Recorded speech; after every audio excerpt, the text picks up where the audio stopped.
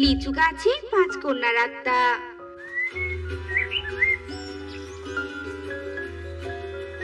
বৃন্দাবন জঙ্গলে এক টোনা তার 5 মেয়েকে নিয়ে বসবাস করত। তারা সবাই ছিল বিয়ের উপযোগী, কিন্তু বিয়ের উপযোগী হলেও তাদের বিয়ে হচ্ছিল না, কারণ তার প্রথম আর দ্বিতীয় কন্যা ছিল অনেক কালো, তৃতীয় আর চতুর্থ কন্যা ছিল বোবা, আর পঞ্চম কন্যা ছিল অন্ধ। হে ঈশ্বর, আমার মেয়েগুলোর যে বিয়ের বয়স পেরিয়ে যাচ্ছে, আমি যে কোনোভাবেই এদের বিয়ে দিতে পারছি না। ছোট থেকে এদের এত আদর যত্ন করে বড় করে তুললাম, তাদের মা মারা যাওয়ার পর তাদের আমি মাটিতে রাখিনি পিঁপড়ায় খাবে বলে, নতুন করে বিয়ে করিনি তাদের কষ্ট হবে বলে। আর আজ কিনা তুমি এদের কপালে এমন অদবদল লিখে রেখেছো। বাবা, ও বাবা, তুমি কেন কাঁদছো বাবা? কেঁদো না বাবা, ঈশ্বর হয়তো তোমার পরীক্ষা নিচ্ছে। তুমি দেখবে একদিন অনেক ধুমধাম করে আমাদের 5 বোনের বিয়ে হয়ে যাবে। তাই যেন হয় রে মা, তাই যেন হয়। এই বলে টোনা নিজের চোখের জল মুছে নিজের কাজে যেতে থাকে।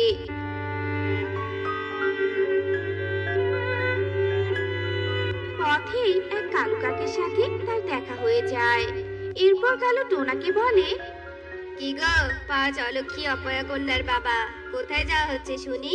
তা শুনলাম তোমার 5 কন্যাকে নাকি দেখতে এসেছিল।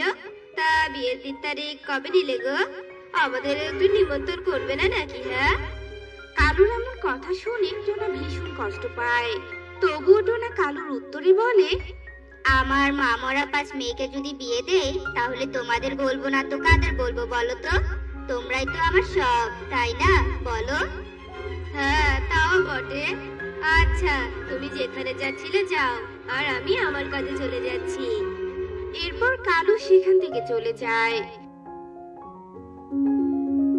এদিকে টোনা চোখের জল ফেলতে ফেলতে নিজের কাজে চলে যায়। এভাবে বেশ কয়েকদিন কেটে যায়।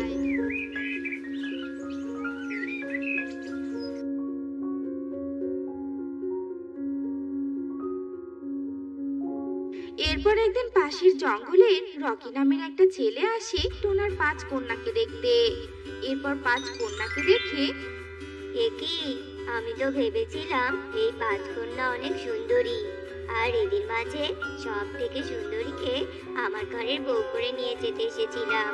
কিন্তু এখন তো দেখছি সবগুলোই আকাশের চাঁদ। এদের মাঝে সব থেকে সুন্দরীকে আমার ঘরের বউ করে নিয়ে যেতে এসেছিলাম, কিন্তু এখন তো দেখছি সবগুলো সুন্দরী হলেও সবগুলোর মাঝে খুঁত আছে। শুনুন আঙ্কেল, আমি আপনার কোনো কানা ল্যাংড়া খোড়া মেয়েকে বিয়ে করতে পারবো না। আপনি এদের অন্য কোথাও বিয়ে দিন। বাবা, এভাবে বলো না তুমি। তুমি আমার একটা মেয়েকে বিয়ে করো, আমি তার বিনিময়ে অনেক টাকা পয়সা দিব তোমায়। আচ্ছা ঠিক আছে আঙ্কেল, আপনি যখন এত করে বলছেন, তখন আমি 10 লক্ষ টাকার বিনিময়ে আপনার বড় মেয়েকে বিয়ে করে নিয়ে যাব। তুমি সত্যি বলছো বাবা? তুমি আমার মেয়েকে বিয়ে করবে? হ্যাঁ করব, তবে সেটা শুধুমাত্র একদিনের জন্য। তারপর না হয় আমি আপনার কালী মেয়েকে আপনার কাছে ফেরত দিয়ে অন্য কোনো সুন্দরী মেয়েকে বিয়ে করে নিব। রকি, আমার মেয়েদের নিয়ে আর একটা উল্টাপাল্টা কথা বললে এক থাপ্পড়ে তোমার গাল ফাটিয়ে দিব আমি, এই বলে দিলাম। আরে মিয়া, রাখেন তো আপনার আজে বাজে কথা। সুস্থ সবল সুন্দরী কোনো মেয়ে জন্ম দিতে পারেনি, তার আবার বড় বড় কথা। যত সব আদিক্ষেতা, দেখলে গা পিত্তি জ্বলে যায়। এই বলে রকি সেখান থেকে চলে যায়। এদিকে জঙ্গলের সবাই টোনার উঠোনে এসে ভিড় জমায়। সবার মাঝ থেকে কালু বলে ওঠে, এমন অপয়া অলক্ষী মেয়ে যদি আমি জন্ম দিতাম, তাহলে আজ এত নাটক অব্দি অপেক্ষা না করে সেই কবেই গলা টিপে মেরে ফেলতাম। আর তুমি যদি তোমার এই অলক্ষী মেয়েগুলোকে নিয়ে আমাদের জঙ্গলে থাকো, তাহলে আমাদের মেয়েগুলো অলক্ষী হয়ে যাবে, বুঝতে পেরেছো? আমরা আমাদের মেয়েগুলোকে কখনোই বিয়ে দিতে পারবো না। দোহাই লাগে তোমাদের, তোমরা সবাই আমার বাড়ি থেকে চলে যাও। চলে যাও তোমরা, আমাকে একটু একা থাকতে দাও। এই সবাই চলো চলো, এসব কুলক্ষীদের বাড়িতে আর থাকা যাবে না, যত সব। এই বলে সবাই মুখ বেঁকিয়ে সেখান থেকে চলে যায়। এদিকে টোনা নিজের ঘরে গিয়ে চিৎকার করে কাঁদতে থাকে আর মনে মনে ভাবতে থাকে, এই হাত দুটো দিয়েই তো আমি আমার মেয়েগুলোকে আদর যত্ন করে বড় করেছিলাম, আর আজ আমার এই হাত দুটো দিয়েই আমি আমার মেয়েদের হত্যা করব। এরপর রাত হয়ে যায় আর টোনা 5 মেয়েকে খাবারের সাথে ঘুমের ওষুধ মিশিয়ে দেয়। 5 কন্যাই ঘুমের ওষুধ মেশানো খাবার খেয়ে ঘুমিয়ে পড়ে। আর টোনা এই সুযোগে 5 কন্যাকে মেরে ফেলে। এরপর 5 মেয়েকে বস্তায় বন্দি করে জঙ্গলের ভিতরে লিচু গাছের তলায় নিয়ে গিয়ে পুঁতে রাখে। এরপর টোনা বাড়ি ফিরে আসে। আমার মেয়েগুলোর জন্য আর কোনোদিনই কাউকে অপয়া অলক্ষী হতে হবে না। সবাই এখন অনেক সুখে থাকতে পারবে, অনেক সুখে থাকতে পারবে। আমি বাবা হয়ে আজ নিজ হাতে আমার মেয়েদের খুন করলাম। এই বলে টোনা অনেক কাঁদতে থাকে।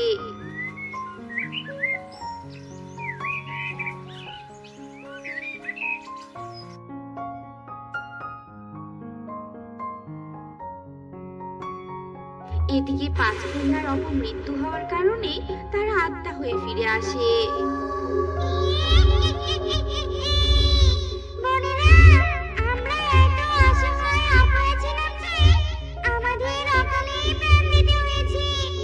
যারা আমাদের সাথে অন্যায় করেছিল, আমরা তাদের সবাইকে মেরে ফেলবো। আমাদের মৃত্যুর প্রতিশোধ নিব। হ্যাঁ রে বোন, তুই ঠিক কথাই বলেছিস। সবাইকে মেরে এরপর আমরা আমাদের আসল খুনিকে মারবো। এই বলে 5 কন্যার আত্মা জঙ্গলে আসে আর প্রথমে তারা রকির কাছে যায় আর রকিকে বলে, রকি, রকি সোনা আমার, কেমন আছো তুমি? তুমি না আমাকে একদিনের জন্য বিয়ে করতে চেয়েছিলে? কই, এসো, করো আমাকে বিয়ে। টিং টিং, তুমি এমন ভূত কি করে হয়ে গেলে? তোমাদের মতো ফালতু ছেলেদের কারণেই আমাদের মতো অসহায় মেয়েদের এভাবে ভূত হতে হয়। আর ভূত হয়ে তোমাদের মতো ছেলেদের শাস্তি দিতে হয়। এই বলে 5 কন্যার আত্মা রকিকে মেরে ফেলে। এরপর তারা কালুর কাছে যায়।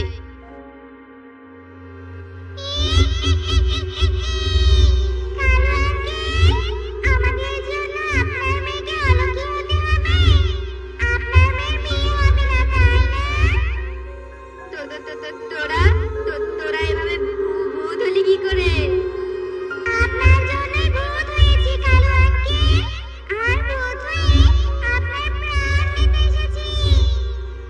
এই বলে লিচু গাছের 5 কন্যার আত্মা কালুকে মেরে ফেলে। এরপর তারা টোনার কাছে যায়।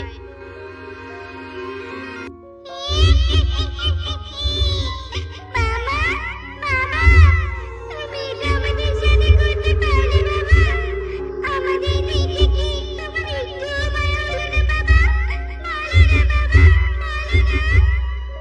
তোরা ফিরে এসেছিস মা, আমি যে নিরুপায় ছিলাম রে মা। সবাই আমাকে এত কথা শোনাচ্ছিল যে আমি রাগে জেদে পাগল হয়ে গিয়েছিলাম। তোরা আমাকে মাফ করে দে মা, আর আমাকে তোদের সাথে নিয়ে চল রে মা। আমরা তোমাকে নিয়ে যাব না, তুমি একাই আসবে আমাদের কাছে।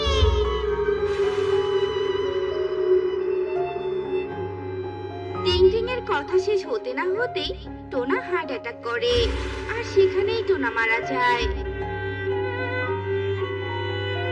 এরপর টোনার আত্মা আর লিচু গাছের 5 কন্যার আত্মা একসাথে স্বর্গে চলে যায়।